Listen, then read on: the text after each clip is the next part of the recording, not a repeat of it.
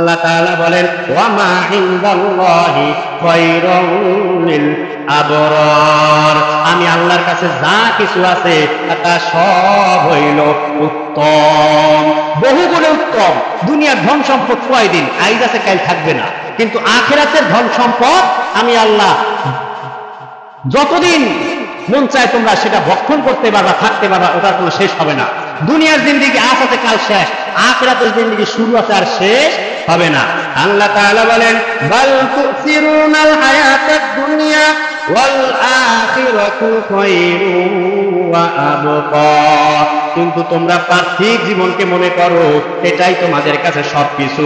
না না, আখিরাত হইল উত্তম জায়গা। আল্লাহ বলেন এই দুনিয়ার চাকচিক্যময় সব ক্ষণস্থায়ী, আখিরাতে যা আছে সেটা হচ্ছে চিরস্থায়ী। জান্নাতে একদিন যাইবা আর পশ্চিমকালও বের করা হবে না, তোমাকে সেই জায়গায় অনন্তকাল থাকতে পারবা। হ্যাঁ দুনিয়ার মুসলমান, আল্লাহ পাক রব্বুল আলামিনের প্রতিশ্রুতি অনুযায়ী যারা আমল করবে, ঈমান আনিয়া যারা নেক আমল করবে, তাদেরকে আল্লাহ তাআলা জান্নাতের মধ্যে ঢুকিয়ে দিবেন। আর যারা আখিরাতকে অবিশ্বাস করবে, আল্লাহর সঙ্গে নাফরমানি করবে, আল্লাহর বিরুদ্ধাচরণ করবে, তাদের ঠিকানা আল্লাহ তাআলা জাহান্নামের মধ্যে ঢুকিয়ে দিবেন। আল্লাহ তাআলা বলেন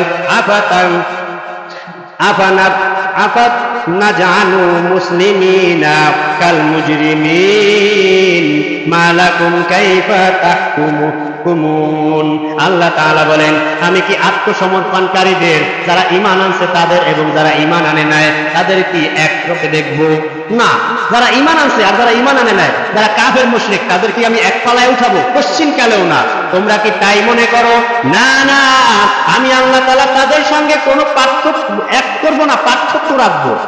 যারা ঈমান আনে নাই তাদের জন্য রয়েছে জাহান্নাম, যারা ঈমান আনছে তাদের জন্য জান্নাত। হে দুনিয়ার মুসলমান, সুতরাং যারা আখিরাতের প্রতি বিশ্বাস স্থাপন করিয়া আল্লাহর হুকুম অনুযায়ী জীবন চালাবে তাদের জন্য জান্নাত। যারা আল্লাহর প্রতি অবিশ্বাস করবে, আল্লাহর প্রতি ঈমান আনবে না, তাদের জন্য রয়েছে জাহান্নাম। আল্লাহ